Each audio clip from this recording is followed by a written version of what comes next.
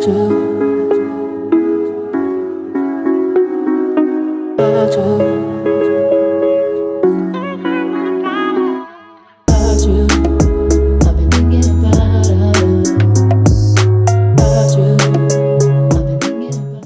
warahmatullahi wabarakatuh. Kami dari kelompok 3.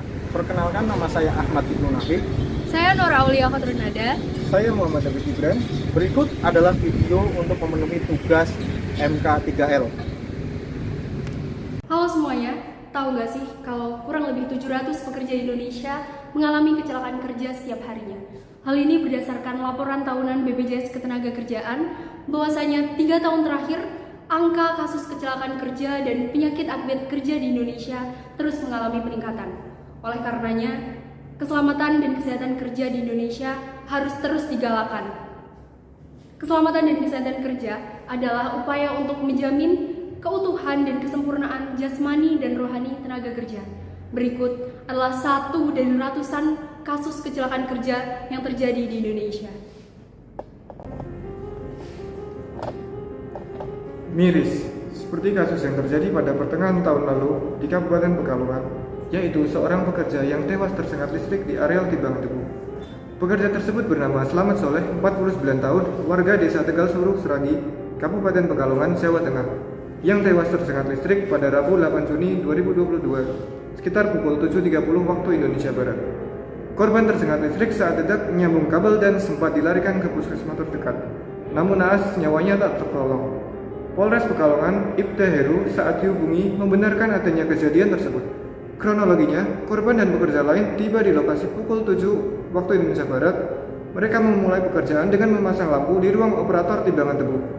Korban saat itu sedang berada di atas untuk memasang kabel di ruang operator Tibangan Tebu. Kemudian sekitar pukul 7.30 saat korban menyambung kabel, korban tersengat listrik hingga terjatuh, kata Ibda Heru. Korban sempat berteriak meminta pertolongan, namun ketika pekerja lain menghampiri, korban sudah tidak sadarkan diri. Rekan-rekannya lalu menurunkan korban dari atas untuk mereka larikan ke puskesmas terdekat. Keterangan dari Dr. Isti Sulistiana di Puskesmas Seragi 1, korban dinyatakan sudah meninggal dunia. Polisi saat itu juga melakukan olah tempat kejadian perkara. Pihak keluarga korban menolak untuk dilakukan autopsi dan menerima peristiwa ini sebagai musibah. Oke teman-teman, jadi dari kasus yang telah disampaikan oleh teman saya tadi, ada beberapa poin-poin penting yang perlu kita ambil.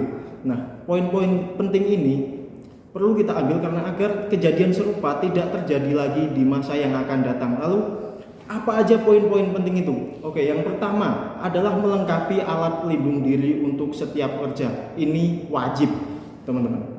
Apapun pekerjaannya, alat pelindung diri itu sangat penting untuk digunakan oleh setiap pekerja.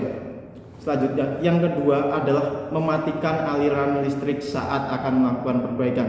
Nah, dari kasus tadi, pekerja tersebut mengalami kecelakaan berupa tersengat aliran listrik.